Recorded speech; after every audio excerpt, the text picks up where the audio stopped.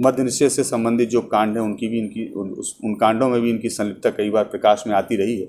हम लोग उस आलोक में भी इनकी गिरफ्तारी पर काम कर रहे हैं। इन पर इनाम भी रखा गया था? हाँ, इन पर जो है पिछले वर्ष जिला पुलिस के द्वारा ही प्रस्ताव भेजा गया था, जिसमें 3 लाख रुपए का पुरस्कार मुख्यालय की तरफ से। नमस्कार, मैं मणिभूषण शर्मा, आप देख रहे हैं न्यूज फाउंडेशन। मुजफ्फरपुर पुलिस और बगहा पुलिस की ज्वाइंट ऑपरेशन में कुख्यात अपराध कर्मी चुन्नू ठाकुर, जो 3 लाख का इनामी था, मोस्ट 10 अपराधियों की सूची में शामिल कुख्यात चुन्नू ठाकुर को मुजफ्फरपुर पुलिस और बगहा पुलिस ने संयुक्त रूप से कार्रवाई करते हुए इंडिया और नेपाल बॉर्डर के पास से गिरफ्तार किया है, जिसके पास से कई सामान जो है वह बरामद हुआ है। वही पूरे मामले की जानकारी देते हुए मुजफ्फरपुर एसएसपी राकेश कुमार ने बताया कि कुख्यात अपराध कर्मी चुन्नू ठाकुर पर 32 मामले दर्ज है, जिसमें 4 मामलों में वह फरार चल रहा था, जिसमें पुलिस को उसकी तलाश थी और पुलिस की तरफ से उसकी गिरफ्तारी को लेकर 3 लाख रुपए का इनाम रखा गया था, जिसको कि अब गिरफ्तार कर लिया गया है। वहीं उन्होंने कहा कि इसका काफी लंबा चौड़ा आपराधिक इतिहास रहा है।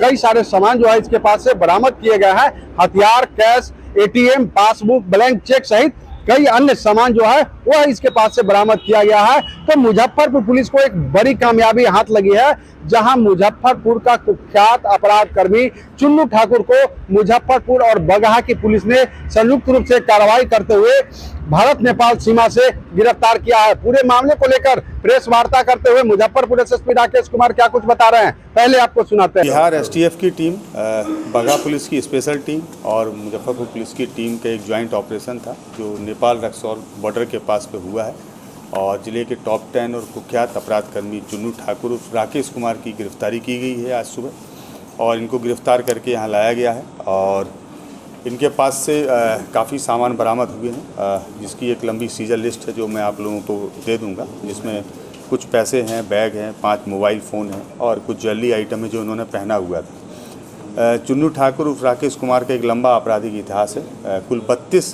केस इनके ऊपर हैं, और जिसमें से लगभग 4 केस में अभी हम लोगों के पास में वांछित हैं, और जो हम लोगों के अन्य सीमावर्ती ज़िले हैं वहाँ भी कई केस में वांछित हैं, जिसकी सूचना हम लोग अभी संग्रहित कर रहे हैं। आज दिन भर की लंबी पूछताछ के उपरांत इनके घर पर भी एक डिटेल सर्च किया गया है, जिसमें एएसपी टाउन और डीएसपी साइबर जो महिला पदाधिकारी हैं उनकी टीम थी, और इस पूरे सर्च के दौरान उनके घर से भी बहुत सारे एटीएम कार्ड्स हैं, डेबिट कार्ड्स हैं, विभिन्न बैंक के पासबुक हैं, चेक बुक्स हैं, काफ़ी ब्लैंक चेक्स हैं, कई लोगों के प्रॉपर्टी के डॉक्यूमेंट्स हैं जो दूसरे लोगों के नाम से, कई सारे बसेस के चालान हैं और कई सारे बसों का हिसाब है, जिससे प्रथम दृष्टया ऐसा लगता है कि वो शायद जो है लेवी या रंगदारी के रूप में पैसा रहा होगा। बहुत सारे डॉक्यूमेंट्स हम लोगों को मिले हैं, जिसका हम लोग एक डिटेल एनालिसिस करेंगे और इन्वेस्टिगेशन के आधार पर जिसमें हम लोग फर्दर प्रोसीड करेंगे। इसी सर्च के दौरान उनके घर से एक ऑटोमेटिक पिस्टल भी बरामद हुई है और 4 राउंड गोलियां भी बरामद हुई हैं। सबके आधार पर उनकी जो पत्नी उनको भी हम लोगों ने डिटेन किया है, और हम लोग इसमें भी पूछताछ कर रहे हैं, और जो भी फर्दर डेवलपमेंट होंगे उससे आप लोगों को अवगत कराया जाएगा। कितने मामले दर्ज हैं इनके? अभी तक कुल 32 मामले इनके ऊपर दर्ज हैं, और एक ये नेक्स्ट मामला जो वेपन मिला है उसके संदर्भ में एक अलग से केस दर्ज किया जाएगा। इन पर हत्या के केस कई हैं, कितने हैं? बहुत सारे केस दर्ज। कोई महत्वपूर्ण केस ऐसा है जो? कई महत्वपूर्ण केस दर्ज हैं इनके ऊपर। अय्यापुर में 2019 में एक हत्या का केस है, कांटी में एक हत्या का केस है, सदर थाना के अंतर्गत हत्या के केस है। तो एक बहुत लंबी लिस्ट है इनके ऊपर। 32 जो केस हैं वो सारे केस या तो मर्डर के हैं, या आर्म्स एक्ट के हैं, या फिर लूट के। काफ़ी वर्षों से फरार चल रहे थे। हाँ, ये वर्ष 2015 में 16 जुलाई 2015 को वैशाली के सदर थाने से जेल भेजे गए थे, जिसमें लगभग 1 वर्ष तक जेल में रहे थे। उसके बाद से लगातार फरार थे जब जमात पे लौट के आए, और उस दौरान इन्होंने 2017 से लेकर और अभी तक काफ़ी घटनाओं को अंजाम दिया है। और पिछले कई वर्षों में ये लगातार बिहार में जब से शराबबंदी हुई है, तो मद्य निषेध से संबंधित जो कांड हैं उन कांडों में भी इनकी संलिप्तता कई बार प्रकाश में आती रही है।